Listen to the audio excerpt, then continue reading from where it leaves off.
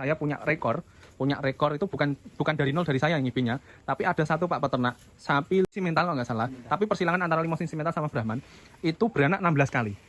Ye, di kandangnya beranak 16 kali, beliau pelihara sudah kalau nggak 19 tahun atau 20 tahun. Assalamualaikum warahmatullahi wabarakatuh, selamat pagi, siang, sore, malam lur. Mulai gini saya Kirin Nasrul Mam. Ceritanya ini jam malam di rumahnya bapaknya. Kalau teman-teman pernah melihat video saya yang lama, pasti tahu kandang ini. Kandang ini tuh awalnya dulu beliau pelihara dari 2017 ya. Nah, dari 2017 kenal sama saya 2018. Terus kula pun kinten-kinten ngibe pedet pinten pun? Sedasa. Nah, sudah jadi 10 ekor. Awalnya indukannya itu satu sama sana. Ini sudah beranak 5 kali, yang sana beranak 5 kali, dan setiap kali beranak itu setahun sekali, yang sana juga setahun sekali. Yang saya IB tadi yang sana, yang indukan yang itu tadi barusan saya IB. Dan berikutnya beliau tambah beberapa ekor. Terus ada yang di IB, ada yang jadi, ada yang nggak jadi. Jadi bukan cuma 2 ini tok indukannya dulu, ada beberapa indukan. Tapi yang masih bertahan yang paling super itu adalah ini, gitu. Karena dari beberapa indukan yang beranak, beliau dari 2017 sampai 2021 ini, ya 17 apa 16 lah jenengan? 17 ah? 5 tahun. 5 tahun. Ya, selama 2016 sampai. 2016. Nah, berarti saya ralat. Berarti dari tahun 2016 sampai sekarang selama 5 tahun saya sudah menjadikan pedet itu sekitar 10 ekor. Terus untuk yang indukan yang lain dulu awalnya nggak ngibe sama saya, jadi saya nggak saya hitung kan, nggak tenang. Nah, dan beliau itu setiap setahun sekali alhamdulillah ikut treatment saya.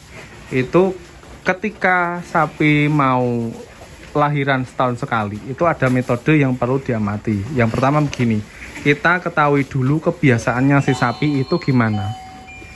Karena dari 2 ekor sapi ini yang bertahan setiap kali setahun sekali itu beranak, sapi ini itu birahinya selalu panjang. Kayak ini, sapi ini itu ketika saya IB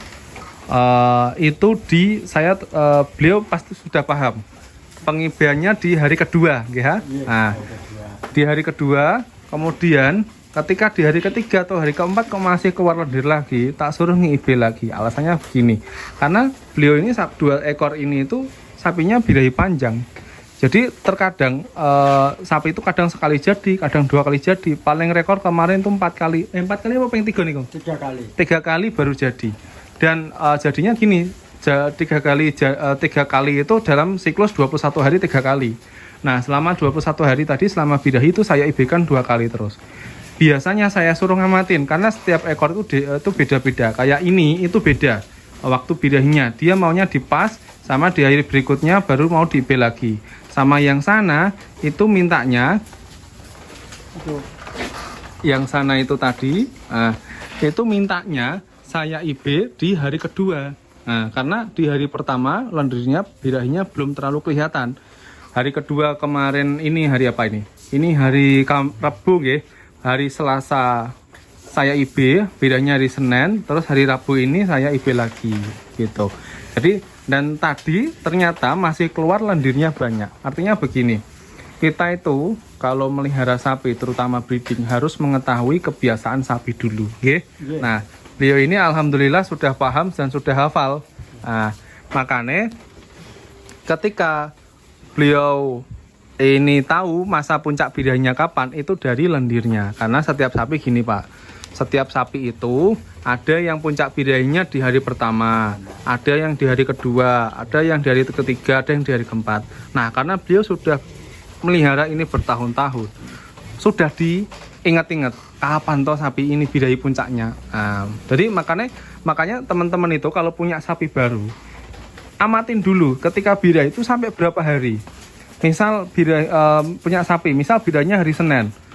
Dari hari Senin itu dihitung dulu sampai berapa hari sapi ini keluar lendire. Nah, kalau birahinya panjang, coba konsultasikan sama petugasnya. Minta dicek sama ovariumnya. itu kesuburannya itu gimana, CL-nya sudah keluar di hari keberapa. Karena untuk puncak birahi itu sebelum CL itu keluar. Kalau CL sudah keluar berarti birahinya sudah mulai turun gitu. Nah kalau sudah mulai turun jangan di IB kan, nanti percuma. Nah karena beliau ini sudah tahu kebiasaan ya, kayak sapi yang itu karena sudah berulang kali beliau ngi-IB-nya di hari kedua, hari kedua di IB sama hari ketiga di IB lagi. Untuk yang ini beda lagi treatmentnya, itu di hari pertama. Awalnya begini, beliau itu dulu waktu nge-IB selalu gagal, atau ada beberapa peternak yang nge-IB selalu gagal.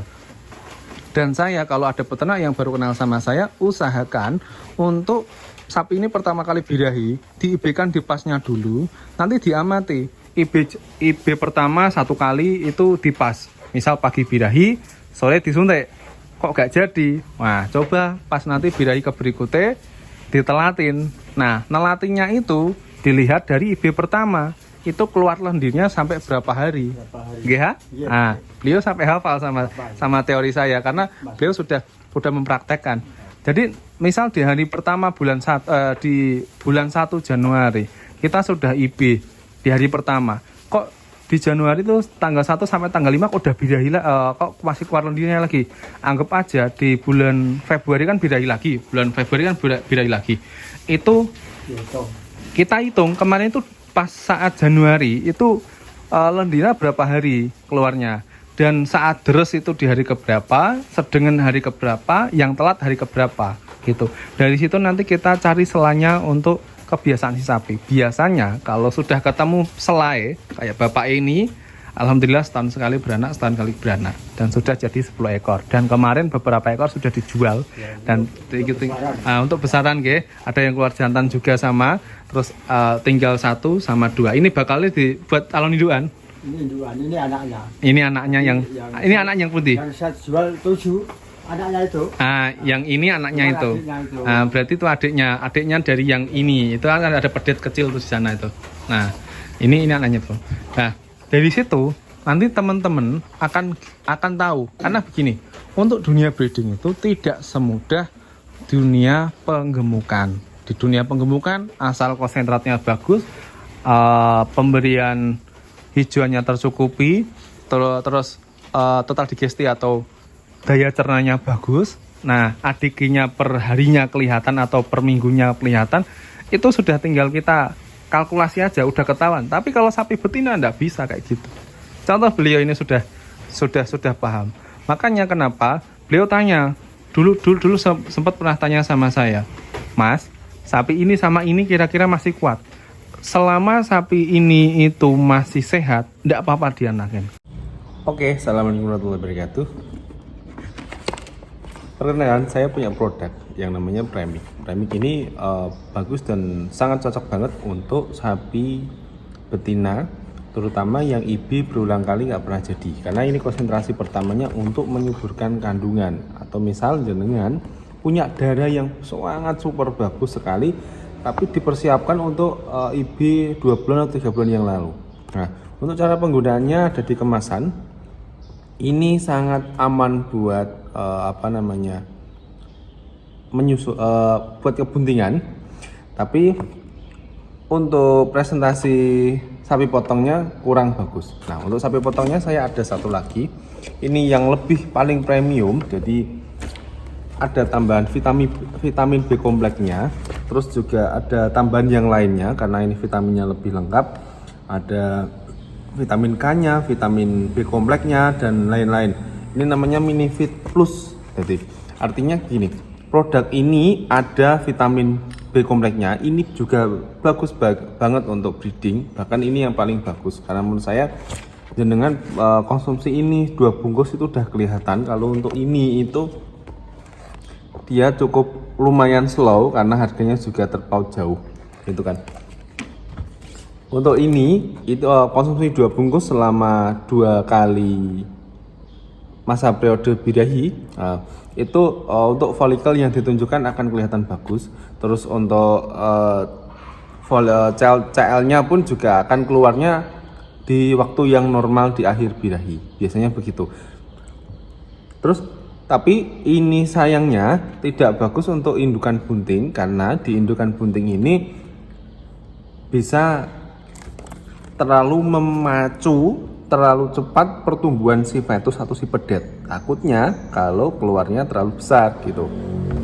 Makanya untuk ini boleh diberikan untuk indukan bunting, tapi diberikan selama 1 minggu 2 kali atau 1 minggu sekali gitu kan, untuk multivitaminnya saja. Dan untuk sapi yang habis sakit, misal sapi jantan atau kambing atau kerbau atau kuda, dikasihkan ini produk saya keduanya pun juga gak apa-apa, aman insya Allah. Dan ini saya menyarankan memang untuk sapi potong, terutama sapi pejantan potong yang misal nafsu makannya kurang rakus, nah, coba kasih ini. Untuk pasarannya memang di atas rata-rata harga lokal, karena ini memang beda sendiri, karena saya ada racian dari resep dokter hewan teman saya yang memang merekomendasikan merek ini gitu kan. Oke, segitu aja, selamat mencoba. Untuk sistem pembeliannya bisa lihat di link bawah video saya atau klik link Shopee yang sudah saya cantumkan. Di situ ada promo gratis ongkir buat teman-teman. Jadi jenengan beli bisa klaim dengan voucher gratis ongkir biar lebih murah. Artinya jenengan cuma bayar ini, mau beli sekilo, 2 kilo, 3 kilo enggak masalah, klaim saja gratis ongkirnya. Tapi kalau nggak bisa klaim atau pakai COD nggak apa-apa, tapi lebih berat di ongkos. Terima kasih. Dadah. Karena saya punya rekor itu bukan dari nol dari saya yang IP-nya, tapi ada satu Pak peternak sapi limosin sapi simental kalau nggak salah, tapi persilangan antara limosin simental sama Brahman itu beranak 16 kali. 16 kali. Ye. Di kandangnya beranak 16 kali, beliau pelihara sudah kalau nggak 19 tahun atau 20 tahun. Saya nggak bohong itu. Ada di desa Sonean, Kecamatan Margoyoso, Kabupaten Pati, di desa Sonean tadi, di Dukuh Dong Panjang, RT 9. Itu kalau nggak salah lupa namanya siapa, beliau pelihara sampai beberapa ekor, 10 ekor lebih. Dan dari 10 ekor lebih tadi, itu kayak bapak ini. Dari anak ke anaknya, kayak ini indukannya yang awal, dari anak ke anaknya. Dan alhamdulillah, sampai sekarang masih bertahan yang beranak 16 kali itu. Dan saya sudah IB di situ berulang kali dari tahun, karena saya pindah tugas dari 2018 jadi baru dari 2017 akhir ding, berarti dari 2017, 18, 19, 2017, 18, 19, 20, 21, hampir 4 tahun lebih. Dan saya lupa sudah beranak berapa kali untuk sapi yang sudah beranak 16 kali itu tadi, tapi untuk sapi yang lain sudah beranak berulang kali. Gitu. Dan beliau yang di sana juga sama, pakai ritme saya, hitungan saya. Karena begini, karena sapi sudah hasil persilangan itu biasanya masa bidanya tuh panjang. Kita tuh harus tahu, enggak seharusnya kita itu ngawur peliharannya. Dan beliau pemberian hijauannya pun juga tidak kurang, kayak ini hijauannya bagus. Kadangkala dikasih konsentrat nggih. Nah, makanya kalau teman-teman itu pelihara sapi, terutama sapi breeding, usahakan sebelum sapi ini ketahuan buntingnya, itu sebaiknya pakan kita los saja. Los dalam arti pakan bagus seperti konsentrat dikasih. Cukup pakai 1,5% aja dari bobot badan atau 2% dari bobot badan, jangan di atasnya. Nanti terlalu bagus karena itu kan konsentrat khusus sapi potong. Terus kemudian untuk hijauannya juga jangan sampai dikurangi. Begitu. Hijauannya setengah pental Pak, minimal. Minimal. 1 ekor. Beliau bilang hijauannya per hari minimal 50 kilo. Bisa lebih ya. Nah, itu beliau tadi yang bilang ya Pak ya. Untuk mencukupi sapi yang sekarang. Kalau kemarin berarti lebih ya. Nah, jadi seperti itu teman-teman bisa dicontoh. Sudah waktunya saya istirahat karena sudah jam malam sekali, karena tadi ada beberapa pasien yang memang harus didulukan, ada beberapa sapi yang lahiran, dan alhamdulillah sudah selesai. Terima kasih, semoga bermanfaat.